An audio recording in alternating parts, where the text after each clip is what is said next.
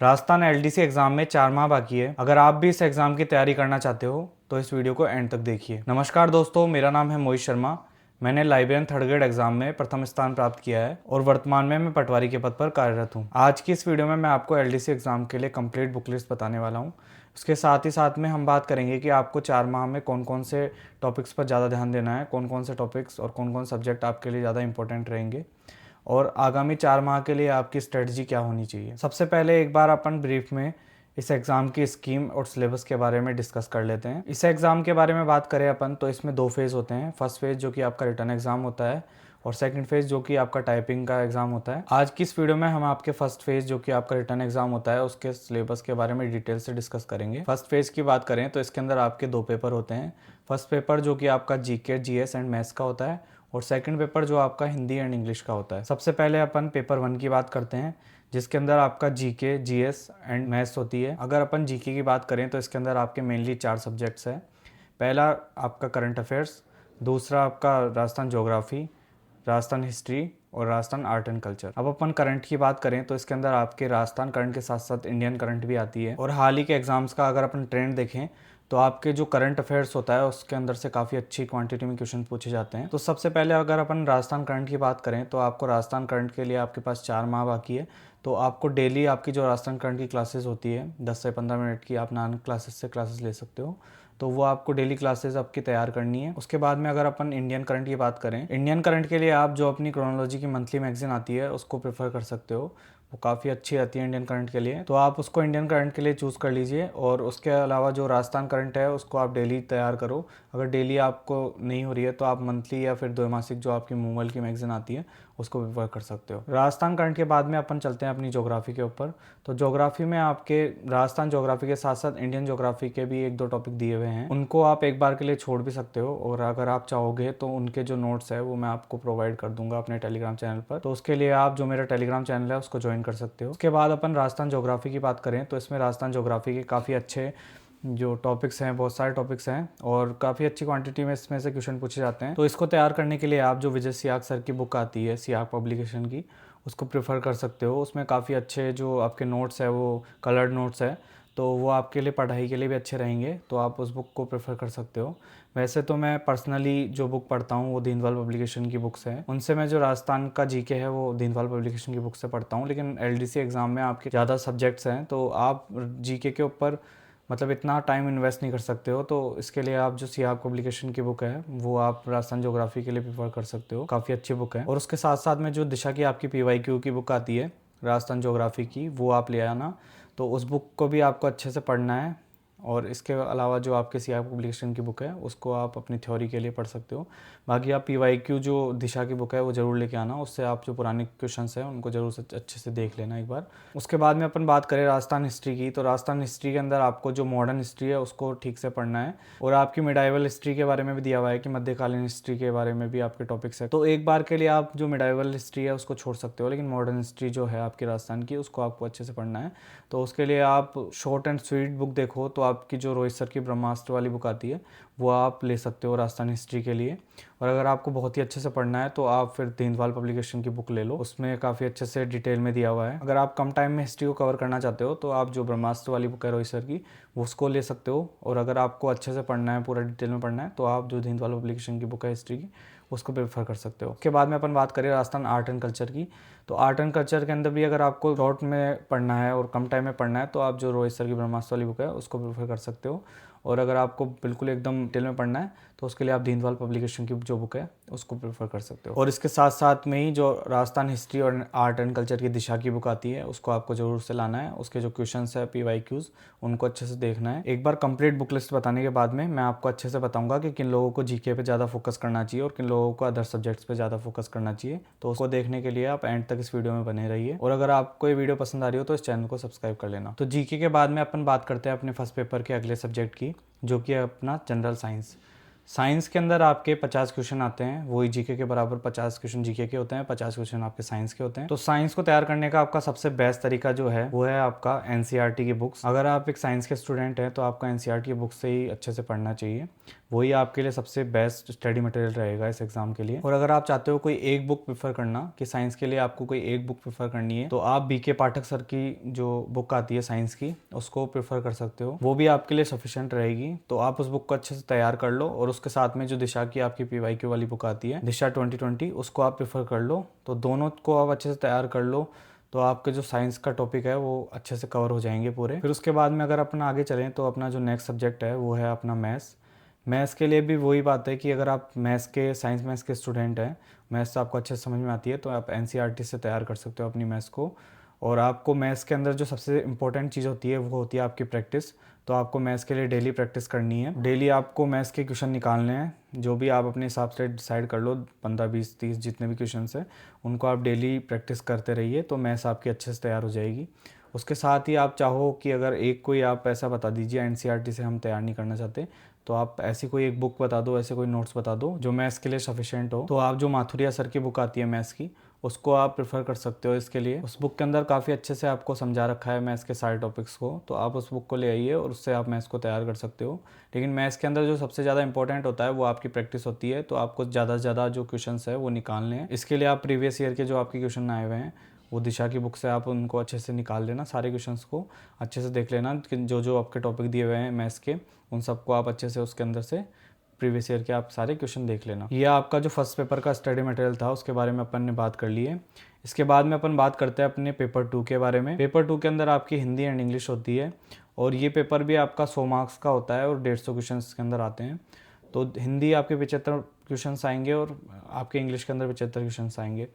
तो हिंदी और इंग्लिश आपको अच्छे से तैयार करनी है। तो हिंदी के लिए अब अगर अपन बात करें स्टडी मटेरियल के बारे में, तो हिंदी के अंदर सबसे जो इम्पोर्टेंट है, अगर आप चाहो हिंदी को डिटेल से पढ़ना तो आप राघव प्रकाश की बुक से पढ़ सकते हो, जो हिंदी की बुक आती है आपकी। लेकिन आपके पास टाइम अभी 4 महीने बचे हुए हैं। अगर आपने पहले राघव प्रकाश से हिंदी पढ़ी है तो आप उससे ही पढ़ सकते हो। लेकिन आप अगर बिल्कुल नए हो और आपने किसी भी बुक से अभी तक हिंदी नहीं पढ़ी है, तो आपको मैं ये सजेस्ट करूंगा कि आप जो 9 to 12 वाली एनसीईआरटी की बुक आती है नवीन हिंदी व्याकरण वाली, उसको आप चूज़ कर सकते हो हिंदी के लिए। और उसके साथ में जो दिशा की बुक आती है उससे आप पीवाईक्यूज देख लीजिए।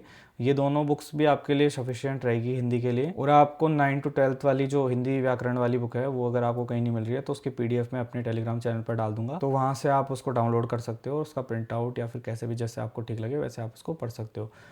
तो हिंदी के अंदर आपको एक तो नवीन हिंदी व्याकरण की बुक हो गई और उसके साथ में जो दिशा की बुक आती है वो दोनों आपको प्रेफर करनी है हिंदी के लिए। उसके बाद में अपन बात करें इंग्लिश की, तो इंग्लिश के अंदर भी आपके 75 क्वेश्चन आते हैं, यानी कि आपका 50 मार्क्स का इंग्लिश का पेपर होता है। तो अगर आप एक हिंदी मीडियम के स्टूडेंट हो तो आप बिल्कुल भी ये नहीं सोच सकते हो कि मैं इंग्लिश को बिल्कुल छोड़ के चला जाऊंगा। इंग्लिश भी आपको अच्छे से तैयार करनी है, मतलब कि आपके जो 25% मार्क्स है टोटल दोनों पेपरों का मिला के, तो वो आपके इंग्लिश के मार्क्स हैं। तो आपको इंग्लिश को भी अच्छे से तैयार करना है। उसके लिए एक तो आपकी दिशा की बुक हो गई, जो पीवाईक्यूज के लिए दिशा की बुक है, वो ले आना आप। उसके साथ में अगर आप नोट्स देखना चाहते हो इंग्लिश के लिए, तो इंग्लिश के लिए जो नोट्स है वो आपकी VIPM अकेडमी है, उसकी एक मैम है शिवानी मैम, उनके नोट्स को आप प्रेफर कर सकते हो। उन्होंने काफ़ी अच्छे से LDC एग्ज़ाम के जो सिलेबस है उसको अच्छे से कवर कर रखा है। तो आप इंग्लिश के लिए एक तो आपकी जो VIPM की शिवानी मैम की बुक है वो ले सकते हो और उसके साथ में आप जो दिशा वाली बुक है वो दोनों, ये दोनों बुक्स को आप इंग्लिश के लिए प्रेफर कर लो। तो इस तरह से आप जो LDC एग्ज़ाम के लिए आपका कंप्लीट स्टडी मटेरियल है वो आप देख सकते हो। वो मैंने आपको अच्छे से बता दिया है पेपर 1 और पेपर 2 के लिए आपको कौन कौन सी बुक्स को प्रेफर करना है। उसके बाद में अपन बात करते हैं अपने कि आपको कौन कौन से टॉपिक्स पे, कौन कौन सब्जेक्ट्स पे ज़्यादा फोकस करना है, कौन कौन से टॉपिक आप एक बार के लिए स्किप भी कर सकते हो। तो सबसे पहले अपन बात करते हैं जो बच्चे आपके आर्ट्स स्ट्रीम से हैं उनको कौन कौन से सब्जेक्ट को अच्छे से तैयार करना चाहिए। सबसे पहले अगर अपन बात करें तो आपके पेपर 2 के अंदर हिंदी और इंग्लिश, वो सभी बच्चों को अच्छे से तैयार करना है। हिंदी इंग्लिश का पेपर आपका 50% आपके जो स्कोर है उसको कवर करता है, क्योंकि हिंदी के अंदर और इंग्लिश के अंदर दोनों 50-50 मार्क्स के पेपर हैं आपके। तो आपके जो फर्स्ट पेपर के अंदर 3 सब्जेक्ट हैं उनको मिला के आपके 100 मार्क्स बन रहे हैं और इसके अंदर सेकंड पेपर में दोनों सब्जेक्ट्स को मिला के 100 मार्क्स है। तो आपको हिंदी और इंग्लिश को बहुत ही अच्छे से टाइम देना है। डेली आप टाइम टेबल बनाओ तो उसके अंदर हिंदी और इंग्लिश के लिए आप जितना मतलब फर्स्ट पेपर को टाइम दे रहे हो उसका आधा टाइम आपको इसको देना है, हिंदी और इंग्लिश को। तो उसके लिए आपको हिंदी और इंग्लिश को अच्छे से तैयार करना है। अगर आपकी इंग्लिश वीक है तो आप इंग्लिश को भी अच्छे से तैयार करो। जितना भी हो सके मतलब कि सेकंड पेपर के अंदर आप जितने ज़्यादा मार्क्स निकाल पाओगे वो आपके लिए बहुत ही बेनिफिशियल रहेगा। तो आपको सेकंड पेपर के ऊपर भी बहुत अच्छे से ध्यान देना है। जनरली बच्चे क्या करते हैं कि हिंदी जो सब्जेक्ट होता है उसको बहुत ज़्यादा नेगलेक्ट करके चलते हैं कि हिंदी तो अपनी अच्छी है ही। इस तरह से आपको नहीं करना है। आपको हिंदी को बहुत ही अच्छे से तैयार करना है और साथ में इंग्लिश है, इंग्लिश को भी अच्छे से तैयार करना है। इंग्लिश के अंदर जो आपके ग्रामर वाले टॉपिक हैं जैसे टेंस हो गया, वॉइस हो गए, नरेशन हो गए और जो और भी काफ़ी इंग्लिश के ग्रामर के टॉपिक हैं उनको में क्या है बहुत ही ईजी क्वेश्चंस आते हैं, तो उन क्वेश्चंस को आप इजीली सॉल्व कर सकते हो। उसके साथ में आपके अनसीन पैसेज और ये सब चीज़ें जो है इंग्लिश के अंदर उनको आप अच्छे से कवर कर सकते हो, उनमें आप मार्क्स खींच सकते हो। तो आपको ज़्यादा से ज़्यादा जो मार्क्स निकालने की कोशिश करनी है वो आपको सेकंड पेपर में से निकालने की कोशिश करनी है। उसके बाद में अपन बात करें फर्स्ट पेपर की, तो फर्स्ट पेपर के अंदर मैंने आपको पहले बताया कि अगर आप आर्ट्स के स्टूडेंट हैं तो आपकी हो सकता है कि आपकी मैथ्स और साइंस थोड़ी वीक हो, तो आपको इसके अंदर जो आपकी राजस्थान जीके है मतलब जीके वाला जो पार्ट है उसको आपको बहुत ही अच्छे से तैयार करना है। उसके लिए आपने पहले से ही जीके के नोट्स बना रखे होंगे या कोई बुक सेलेक्ट कर रखी होगी, पहले से ही आपने जीके पढ़ रखा होगा जो आर्ट्स के स्टूडेंट्स हैं। तो उनको जो अपने पुराने नोट्स है, पुरानी बुक्स है, उनको ही आपको प्रेफर करना है, उनसे ही पढ़ना है आपको। और आपको जीके के पार्ट पे बहुत ही अच्छे से तैयार करना है जीके। उसके बाद में अपन बात करें कि जीके के बाद में आपको जो मैथ्स है, अगर मैथ्स आपकी बहुत ही ज़्यादा वीक है तो आप इस तरह से तो कम से कम मैथ्स को तैयार कर लो कि आपके जो 50 है उसमें से आपके 30 क्वेश्चंस के आसपास मतलब इजी लेवल के होते हैं, तो वो जो 30-35 क्वेश्चन है वो आप अच्छे से कर सको। तो आपको मैथ्स को भी साथ साथ में तैयार करना है। मैथ्स तैयार करने का सबसे अच्छा जो फॉर्मूला होता है वो ये होता है कि आप डेली मैथ्स की प्रैक्टिस करते रहो। आप कितने ही मैथ्स में वीक हो या फिर कितने ही आप मैथ्स में बहुत ही ज़्यादा धुरंधर हो, लेकिन आपने मैथ्स की रेगुलर प्रैक्टिस नहीं करी तो आप कुछ नहीं कर सकते हो एग्ज़ाम के अंदर। तो अगर आप बिल्कुल एकदम मैथ्स में वीक हो तो आप अभी एक बार मैथ्स का सिलेबस कंप्लीट करके और डेली प्रैक्टिस करो, तो आप जो एग्ज़ाम के लास्ट में देखोगे, लास्ट के डेज में, तो आपको कॉन्फिडेंस आ जाएगा मैथ्स के अंदर, क्योंकि डेली प्रैक्टिस ही मैथ्स के लिए सबसे ज़्यादा इंपॉर्टेंट होती है। तो अगर आप आर्ट्स के स्टूडेंट्स हो तो आपको एक तो आपका जो जीके है उसको अच्छे से तैयार करना है, उसके साथ साथ में आपको मैथ्स को भी थोड़ा बहुत देख के जाना है और साइंस को भी।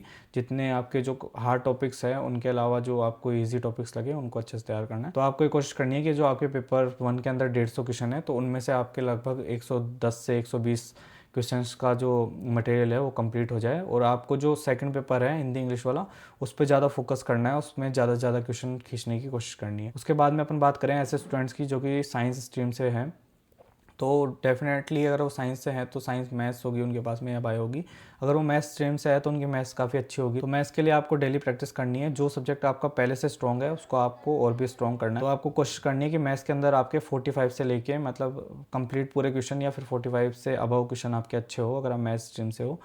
उसके बाद में आपके साइंस है तो साइंस को भी आपको अच्छे से तैयार करना है। साइंस और मैथ्स इन दोनों सब्जेक्ट्स को आपको अच्छे से तैयार करना है। और अपन बात करें जीके की, तो जीके के अंदर आपको जो मैंने बुक्स बताई आपको ब्रह्मास्त्र वाली, वो आप तीनों सब्जेक्ट की भी ब्रह्मास्त्र की बुक को प्रेफर कर सकते हो अगर आप मैथ्स स्ट्रीम से हो, क्योंकि आपके जो सब्जेक्ट ज़्यादा स्ट्रॉन्ग है उनको आपको और स्ट्रॉन्ग करने की ज़रूरत है, रादर देन कि आप 4 महीने के अंदर अब जीके को पूरे कंप्लीट अच्छे से पढ़ो। क्योंकि आप साइंस स्ट्रीम से हो तो आपका हो सकता है आपका जीके अच्छे से पढ़ा हुआ नहीं हो। अगर आपको पहले से पढ़ा हुआ है तो आप उसी चीज़ पे फोकस करो कि मतलब जो अगर पढ़ा हुआ है तो आप उसको रिवाइज़ कर लो, वो आपके लिए ठीक रहेगा। लेकिन आप अगर साइंस स्ट्रीम से हो और आपकी मैथ्स और साइंस अच्छी है तो आप उन दोनों पे अच्छे से फोकस करो। और उसके साथ में जो आपका सेकंड पेपर है उसको अच्छे से तैयार करना है। आपको ज़्यादा से ज़्यादा कोशिश करनी है कि आपको हिंदी और इंग्लिश वाले पेपर में से ज़्यादा मार्क्स खींच पाओ आप, क्योंकि उनके अंदर जो है कि ज़्यादा हार्ड पेपर बनने की संभावना उनके अंदर कम रहती है। जीके के पेपर में हो सकता है कि आपको कुछ भी क्वेश्चन पूछे जा सके। जैसे पिछला पेपर जो हुआ था उसके अंदर इंडियन जीके के काफ़ी ज़्यादा क्वेश्चन पूछे गए थे और इंडियन जीके और वर्ल्ड जीके के बारे में खूब सारे क्वेश्चन पूछे गए थे जो कि कोई सेंस नहीं बनाते हैं, क्योंकि सिलेबस के अंदर ओनली राजस्थान जीके का है। तो इस तरह से मैं ये बताना चाहता हूँ कि आप जो सेकंड पेपर है उसको अच्छे से तैयार करो। और अगर आप साइंस स्ट्रीम से हो तो आपका जो सब्जेक्ट साइंस मैथ्स स्ट्रॉन्ग है तो आप उन पे अच्छे से कमांड कर लो। और अगर आप आर्ट्स स्ट्रीम से हो तो आप पेपर 2 को अच्छे से तैयार करो। उसके साथ में आपका जो जीके वाला पेपर है उसको आप अच्छे से तैयार कर लो। और साइंस और मैथ्स के अंदर इस तरह से आप तैयार करो कि आपको ज़्यादा दिक्कत ना हो, कि मतलब हार्ड टॉपिकों को आप एक बार के लिए स्किप कर सकते हो, लेकिन जो ईजी टॉपिक्स हैं उनको आप अच्छे से तैयार कर लो। बाकी आपके 4 महीने में टाइम मैनेजमेंट की बात करें तो उसके लिए मैंने पहले एक वीडियो बनाई थी, उसके अंदर मैंने बताया था कि आपको कैसे टाइम टेबल बनाना है और कैसे टाइम मैनेजमेंट करना है। तो वो वीडियो आप देख सकते हो, उसको मैंने डिस्क्रिप्शन बॉक्स के अंदर डाल दिया है और पिन कमेंट के अंदर भी मैं उस वीडियो का लिंक डाल दूंगा। तो आपके टाइम को मैनेज करने के लिए आप एक अच्छा सा टाइम टेबल बना सकते हो। बाकी आपको एलडीसी एग्ज़ाम की सिलेबस के किसी भी टॉपिक में दिक्कत हो, आपको चाहते हो कि किसी भी टॉपिक के बारे में आपको मैं नोट्स या फिर क्लासेस प्रोवाइड करूं, तो आप मुझे एक बार कमेंट बॉक्स में कमेंट करके बता देना। और मेरा एक टीचिंग से रिलेटेड चैनल है जिसको मैंने रिसेंटली बनाया है, तो आप उस चैनल को सब्सक्राइब कर लेना। उसके अंदर मैं जो एलडीसी एग्जाम से रिलेटेड टॉपिक्स हैं उनकी वीडियोस डालूंगा। बाकी आप अच्छे से अपना टाइम मैनेजमेंट करके और अच्छे से आप बिना किसी पैनिक के पढ़ते रहिए। आपके 4 महीने हैं, 4 महीने में आप अच्छे से तैयारी कर सकते हो। अगर आपने अभी तक भी कुछ नहीं पढ़ा है तो आप एक अच्छी स्ट्रेटजी के साथ में अभी भी 4 महीने में बहुत अच्छे से आप पढ़ाई कर सकते हो और इस एग्ज़ाम को क्रैक कर सकते हो। इस एग्ज़ाम का जो सेकंड फेज़ होता है उसकी भी अपने आप में बहुत ज़्यादा इंपॉर्टेंस है, तो अपन एक नेक्स्ट वीडियो बनाएंगे जिसके अंदर मैं आपको बताऊंगा कि आप कौन सी स्ट्रेटजी फॉलो कर सकते हो जिससे आप अच्छे से मतलब कम टाइम के अंदर इस एग्ज़ाम को क्लियर कर सको। तो उसके लिए आप इस चैनल को सब्सक्राइब कर लो। अगर आपको ये वीडियो पसंद आई हो तो इस वीडियो को अपने एलडीसी वाले फ्रेंड्स जो कि एलडीसी के एग्ज़ाम की तैयारी कर रहे हैं उनके साथ शेयर कर दो। और बाकी आपको ये वीडियो पसंद आई तो आप इस वीडियो को लाइक कर दो। Thank you so much. मिलते हैं किसी नई वीडियो के साथ में। और आप जो मेरा नया स्टडी चैनल है उसको सब्सक्राइब कर लेना।